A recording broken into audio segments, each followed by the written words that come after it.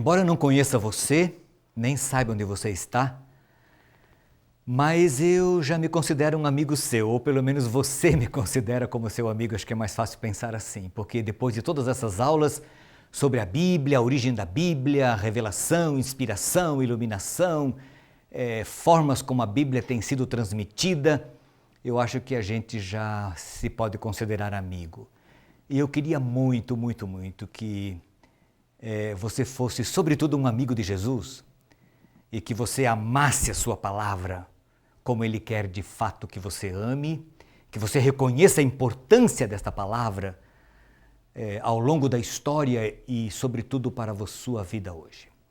Antes de nós entrarmos na aula de hoje, que a gente vai reproduzir um texto aí, um artigo muito interessante, feito por um teólogo hebraísta brasileiro, Luiz Saião, onde ele é um tradutor da Bíblia, faz parte dessa comissão de tradução da Bíblia. Eu queria mostrar-lhe uma coisa interessante. Veja, por exemplo, a importância destas versões e traduções da Bíblia quando nós comparamos essa em português. Veja, por exemplo, Gênesis 1, 1 e 2. Na Almeida Corrigida, aquela que foi produzida em 1942, o texto diz assim: no princípio criou Deus os céus e a terra era sem forma e vazia. E havia trevas sobre a face do abismo, e o Espírito de Deus se movia sobre a face das águas. Na Revista Atualizada, o mesmo texto diz assim: no princípio criou Deus os céus e a terra. A terra era sem forma e vazia, e havia trevas sobre a face do abismo. Mas o Espírito de Deus pairava sobre a face das águas. A Revista Corrigida diz se movia, aqui diz pairava. Na Nova Tradução na linguagem de hoje diz assim: no começo Deus criou os céus e a terra. A terra era um vazio, sem nenhum ser vivente, e estava coberta por um mar profundo. A escuridão cobria o mar e o Espírito de Deus se movia por cima das águas. Deu para você perceber? A ideia é a mesma. Só que a linguagem, a forma de expressar esta ideia é que cada tradução, cada versão, refletindo a época e o momento que justificou esse trabalho, se expressa, né, com palavras diferentes, a mesma ideia. Outro exemplo, Salmo 16, verso 5. Na Almeida Revista e Corrigida, o Senhor é a porção da minha herança e o meu cálice. Tu sustentas a minha sorte. Na Revista Atualizada, tu, Senhor, és a porção da minha herança e do meu cálice. Tu és o sustentáculo do meu quinhão. Em vez de tu sustentas a minha sorte, tu és o sustentáculo do meu quinhão. Não sei se resolve muito, né? Mas acaba uns gostando mais do que outro dessa ou daquela linguagem. Mas veja a Nova Tradução na linguagem de hoje. Tu, ó Senhor Deus, és tudo o que eu tenho. O meu futuro está nas tuas mãos. Tu diriges a minha vida. Viu como ficou mais claro? É mais assim coloquial, uma linguagem mais formal, informal, melhor dizendo, né? Mais compreensível até a ideia do escritor bíblico. Mateus 16, verso 24, por exemplo. Então disse Jesus aos seus discípulos: se alguém quiser vir após mim, renuncie-se a si mesmo, tome sobre si a sua cruz e siga-me. Assim está escrito lá na Revista Corrigida. Na Almeida Atualizada, na Revista Atualizada, então disse Jesus aos seus discípulos: se alguém quer vir após mim, negue-se a si mesmo, tome a sua cruz e siga-me. Em vez de renuncie-se a si mesmo, negue-se a si mesmo. Tome a sua cruz e siga-me. Na Nova Tradução na linguagem de hoje, Jesus disse aos seus discípulos: se alguém quer ser meu seguidor, esqueça os seus próprios interesses, esteja pronto para morrer como eu vou morrer e me acompanhe. Viram? Uma linguagem assim mais coloquial, mais informal. Mas há pessoas que gostam dessa, há outros que se identificam com a Revista Atualizada, e há um grande número aí, sobretudo daqueles que nunca entraram em contato com texto bíblico nenhum, que acabam se identificando com a Nova Tradução na linguagem de hoje. E daí o esforço das sociedades bíblicas. Um outro exemplo, Romanos 5, verso 1.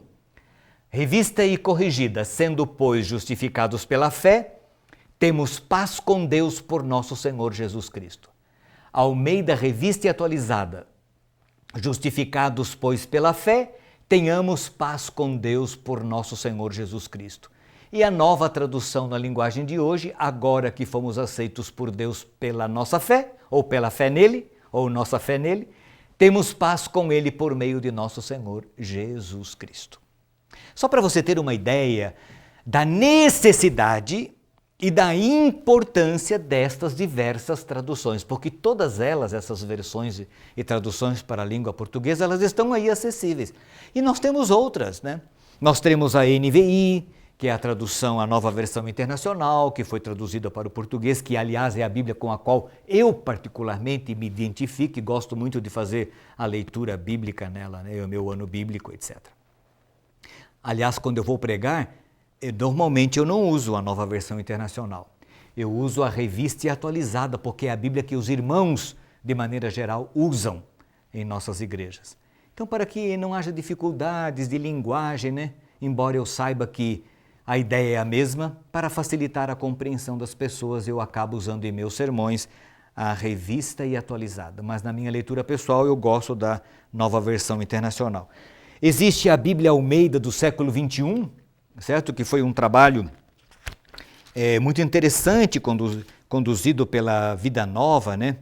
Esta Edições Vida Nova, um trabalho que foi produzido e lançado no Brasil em 2008, é uma linguagem bem interessante. Então, a gente não vai estudar a história de cada uma dessas traduções e versões, como já lhe disse, mas só para você ter uma ideia da importância delas. Aqui vai a minha sugestão. Você é um estudante da Bíblia? Gosta de estudar a Bíblia? Tenha à disposição várias dessas versões e traduções na sua língua, na língua portuguesa. Assim, quando você estiver estudando um texto bíblico que numa não lhe parece muito clara, muito compreensível, você pode, quem sabe, entendê-la e compreender melhor o texto usando outras traduções e versões da Bíblia. Então vamos ao nosso teólogo hebraísta e tradutor da Bíblia, Luiz Saião. Ele escreveu um artigo muito interessante que eu quero reproduzir aqui, porque achei o máximo e vai atingir exatamente o nosso objetivo. Antes, vamos fazer uma oração? Querido Pai, nosso Deus, continuamos estudando a Bíblia, estamos chegando no final de nosso estudo, sobretudo dessa sessão da transmissão e tradução do texto da Tua Palavra. Continua iluminando a nossa mente, nossa compreensão, dando-nos uma visão da importância desses trabalhos que teólogos, homens de Deus, se esforçam para atualizar sempre a linguagem da Bíblia, colocando-a de forma bem acessível à geração de pessoas hoje. Ilumina nossa mente e nossa compreensão, em nome de Jesus. Amém. Saião diz que cada vez que o cristão brasileiro abre seu exemplar da Bíblia, a Palavra de Deus, tem diante dos olhos a bela história da tradução das Escrituras para nosso idioma. Essa história começa ainda na Idade Média, em Portugal. Ele diz que pouca gente imagina, mas a língua portuguesa está entre as pioneiras no contexto europeu. Porque os primeiros textos bíblicos em português, eles apareceram antes mesmo das versões em inglês, do francês e do alemão. Graças ao rei português D. Diniz, que viveu entre 1279 e 1325. Com base na Vulgata Latina, o monarca traduziu até o capítulo 20 do livro de Gênesis. Apesar disso, os mais antigos registros de tradução da Bíblia na língua de Camões são de 1495, 5 anos antes dos portugueses iniciarem a colonização do nosso país. Mas, diz ele, falar em tradução bíblica em português é falar em João Ferreira de Almeida. Porque os trabalhos anteriores a Almeida, eles foram muito pontuais e não amplos. Ele nasceu em 1628, próximo a Lisboa, já falamos sobre isso. Almeida fez história como o primeiro a traduzir o texto bíblico a partir das línguas originais para o português.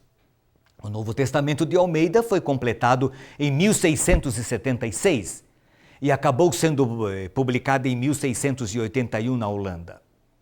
Até morrer, o tradutor avançou pelo texto do Antigo Testamento, lá por volta do livro Ezequiel, até o livro de Ezequiel. O trabalho foi completado por Jacobus, da Batávia, em 1748, auxiliado por outras pessoas. Mas somente em 1753 é que foi impressa a primeira Bíblia completa em português. Já vimos isso, como Saião está falando nesse artigo, nós acabamos reforçando a aprendizagem daquilo que já vimos na aula anterior. A célebre tradução de João Ferreira de Almeida, ela recebeu muitas revisões nas últimas décadas e deu origem a várias versões similares. A verdade é que as novas revisões do texto acabaram se distanciando muito do texto original de Almeida. Hoje existem 5 versões corrigidas, tá? A corrigida antiga, de 1942, que foi a primeira. A corrigida fiel, que foi um ajuste feita nesta versão em 1994. A corrigida segunda edição, de 1995. A corrigida Juerp, lançada em 1997. E a corrigida terceira edição de 2009, já com a nova ortografia. Estas são as 5 versões na língua portuguesa da revista e corrigida. Já a versão atualizada, continua Saião, ela fez uma profunda revisão de estilo e crítica da corrigida. Ela tem 2 versões em português, a primeira, de 1959, e a atualizada segunda edição de 1997. Eu percebo aí que Saião deixou um ajuste que foi feito nesse meio aí. Talvez ele não tenha considerado muito importante esta versão, mas tudo bem, não altera aqui a grande ideia desse texto. Além disso, merecem destaque a versão revisada de 1997, aliás, 67, produzida pela imprensa bíblica brasileira, a Juerp, e uma versão contemporânea da edição Vida de 1990. Somente na década de 1970 é que muitas novas traduções da Bíblia passaram a ser publicadas. E o resultado de tantos anos de profundos estudos bíblicos são uma série de versões não literais e baseadas na pesquisa exegética e linguística mais recente. No segmento católico de Saião, surgiram as primeiras versões traduzidas a partir das línguas originais.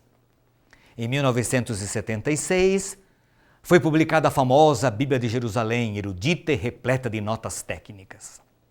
6 anos depois, surge a Bíblia Vozes, com uma linguagem menos vetusta, mas com boa base exegética de Saião. Mais tarde vieram a Bíblia Pastoral, de 1990, com estilo mais popular e dependente da teologia da libertação. Nós temos a tradução ecumênica, de 1997, produzida pela Igreja Católica, muito erudita, mais rica em notas críticas e linguísticas disponíveis em português. Recentemente surgiram a tradução da Bíblia da CNBB, em 2001, e a nova Bíblia de Jerusalém, em 2002, uma revisão completa da antiga, e a Bíblia do Peregrino, publicada em 2002, dirigida pelo prestigiado exegeta Luiz Alonso Schwecker. Eu acho que é assim que pronuncia o nome desse alemão aí.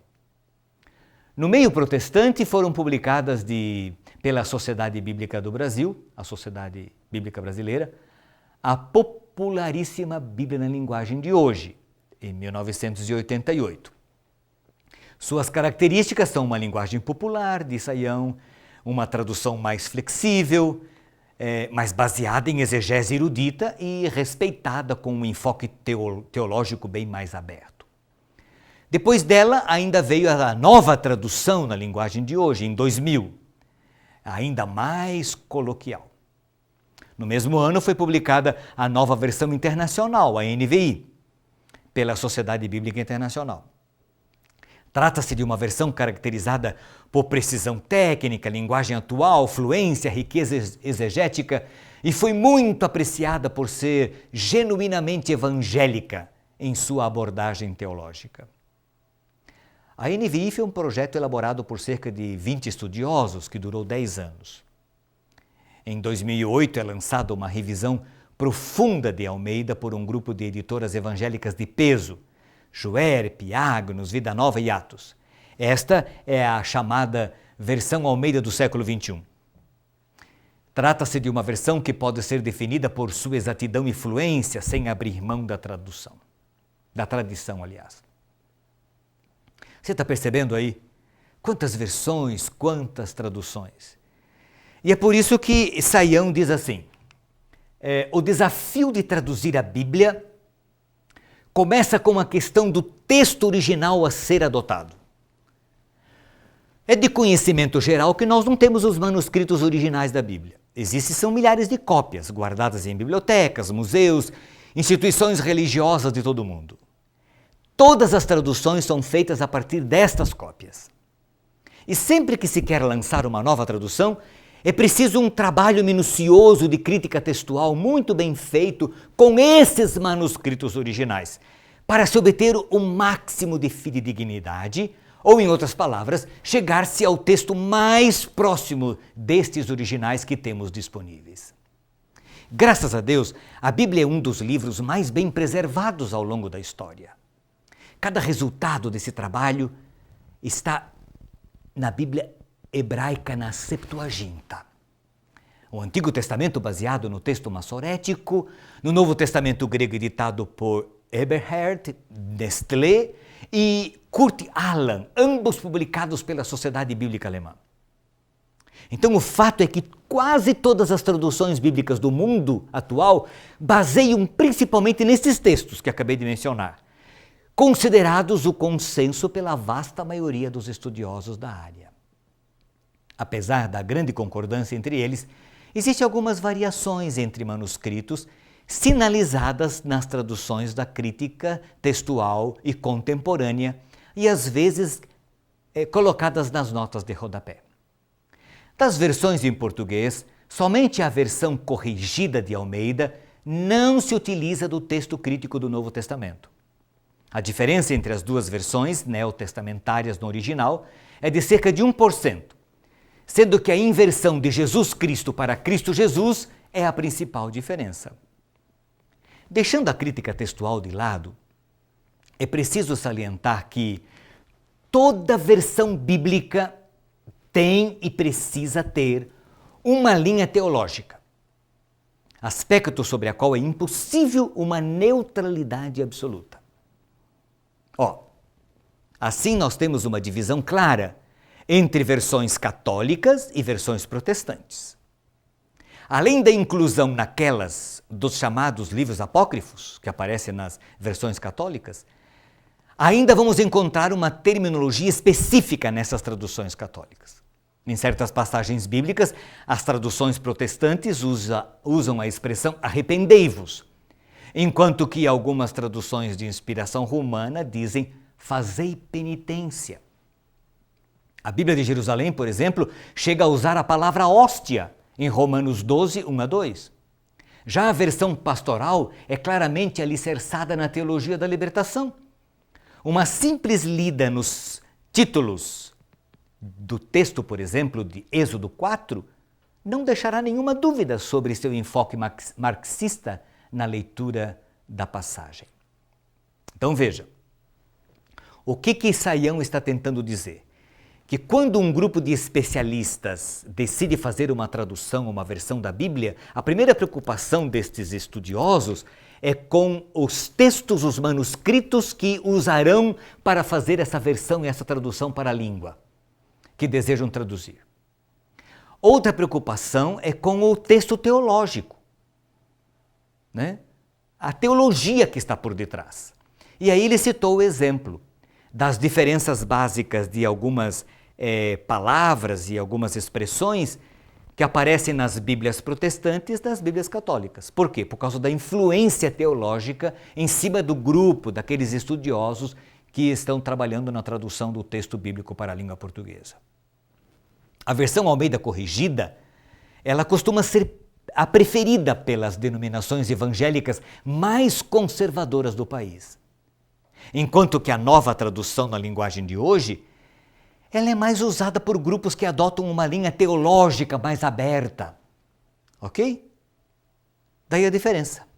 Como se pode observar, todo o trabalho de versão bíblica deve definir qual é a linha teológica que vai se embasar. Mas a tarefa de tradução da Bíblia tem um outro grande desafio. E esse outro grande desafio, é a questão semântica. Qual é o primeiro desafio? Que Saião menciona, lembra? Que texto, que manuscrito os eruditos haverão de escolher? O segundo, qual é a linha teológica que vão adotar? O terceiro, a questão semântica. Nem todas as pessoas têm noção dessa realidade, mas muitas palavras do texto hebraico, aramaico e grego ainda hoje estão sendo estudadas e definidas com precisão.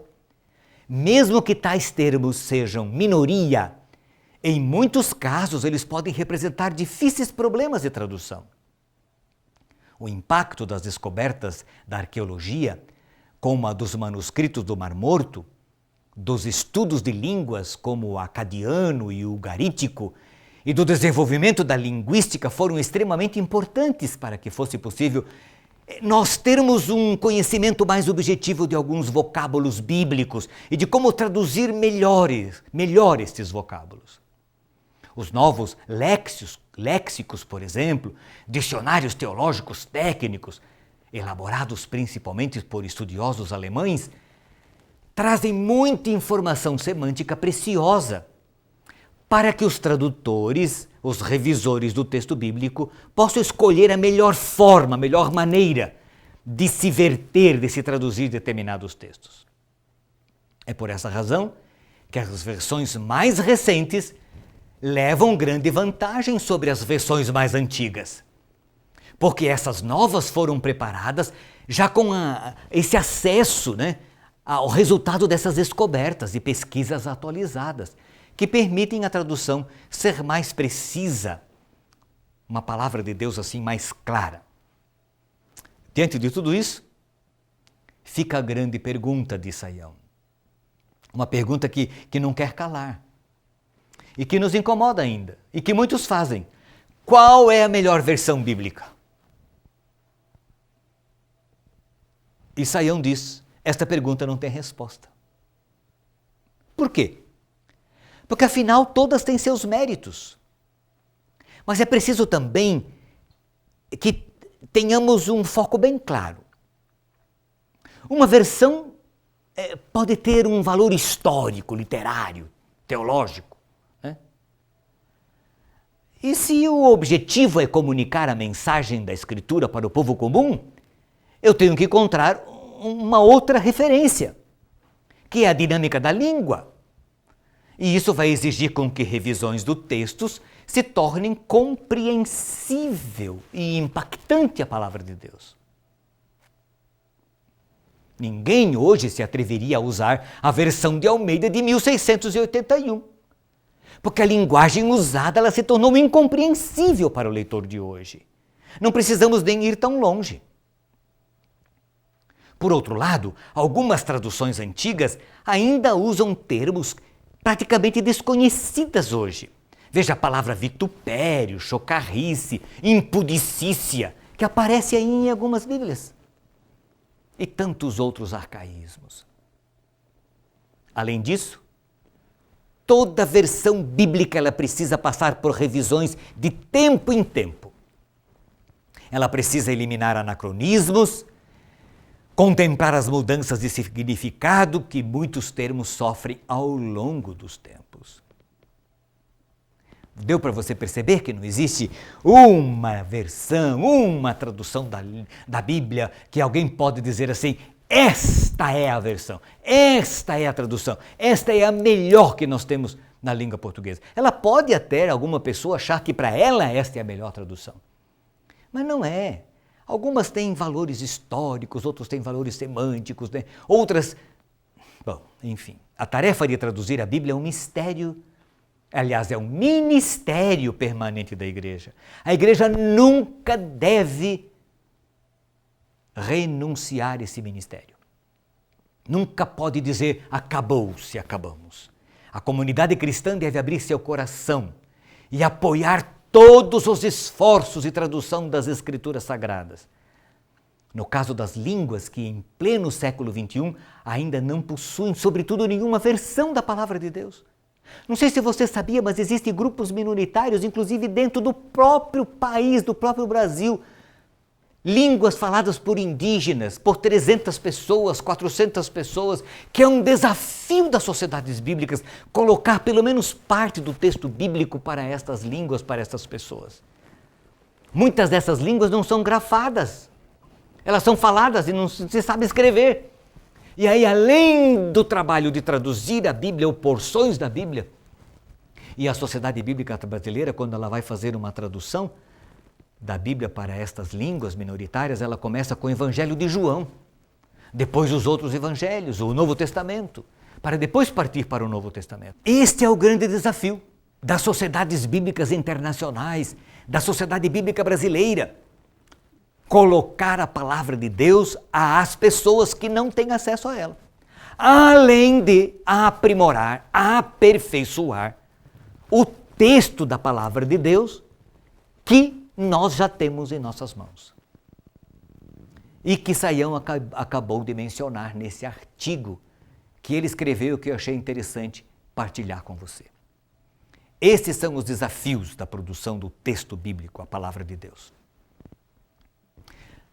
Na próxima aula, agora sim, nós vamos estudar sobre alguns princípios básicos de hermenêutica bíblica. Hermenêutica é a ciência que estuda as regras de interpretação da Bíblia. Aliás, bíblica. Lembram-se, nós não iremos ser exaustivos no estudo. Há uma matéria especificamente chamada hermenêutica, onde os estudantes de teologia estudam bem detalhadamente estas regras de como interpretar corretamente a Bíblia. Não é esse o nosso objetivo. Daremos uma visão geral, porém importante para você. Preste atenção nessa aula, verifique que você vai aprender algumas coisas muito interessantes de como analisar o contexto em que o texto aparece, ok? O contexto imediato, o contexto histórico, o significado da palavra, o que o escritor bíblico queria dizer naquele momento histórico. Isso vai ser muito, muito, muito importante para você, ok? Que Jesus continue te abençoando e mais uma vez fica aqui a minha ideia e é este o meu objetivo em ter estudado essa sessão aí sobre os desafios de tradução da Bíblia nas línguas modernas, né? Nas línguas antigas e nas línguas modernas, as principais traduções. Só para a gente ter uma ideia da linha, do veio, né? De como ao longo do tempo Deus foi conduzindo as traduções da sua palavra para as principais línguas que existem no mundo. Cada vez que você pegar a sua Bíblia, meu querido amigo, ame este livro, respeite esse livro. Volta a ideia, aqui tem o sangue de Jesus, a palavra de Deus, mas tem sangue de muitas pessoas, servos do Senhor, que ao longo do tempo deram a sua vida para que este livro pudesse ser acessível a você. Já pensou se nós não tivéssemos a Sociedade Bíblica Brasileira? Já pensou se nós tivéssemos uma Bíblia antiga? Aliás, você sabe que aconteceu isso na Rússia, né? Quando o comunismo caiu, quando ruiu o comunismo, e a palavra de Deus pôde ser agora livremente pregada na Rússia, os missionários que foram para lá enfrentaram o primeiro obstáculo enfrentado. O povo russo não tinha uma Bíblia que pudesse ser compreendida no russo atual. Era uma versão muito antiga, uma linguagem muito antiga. E aí essas pessoas tiveram que se unir para produzir um texto da palavra de Deus que pudesse ser compreendida pelas pessoas. Isso nós temos na língua portuguesa. Apesar dos desafios, aqui está a palavra de Deus. Nenhum tio, nenhum jota dela cairá, disse Jesus, até que tudo se cumpra. A palavra de Deus é lâmpada para o nosso pé e luz para o nosso caminho.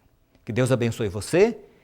E parta para a nossa última aula, que ela vai ser muito importante, preste bem atenção, amplie o ensino, que vou ali apenas transmitir de maneira bem panorâmica sobre princípios de interpretação bíblica, para que você possa interpretar a Bíblia corretamente e continuar fazendo da palavra de Deus o guia, a lâmpada para seus pés, para a sua vida. O salmista diz, no Salmo 119, verso 11, escondi a tua palavra no meu coração para não pecar contra ti.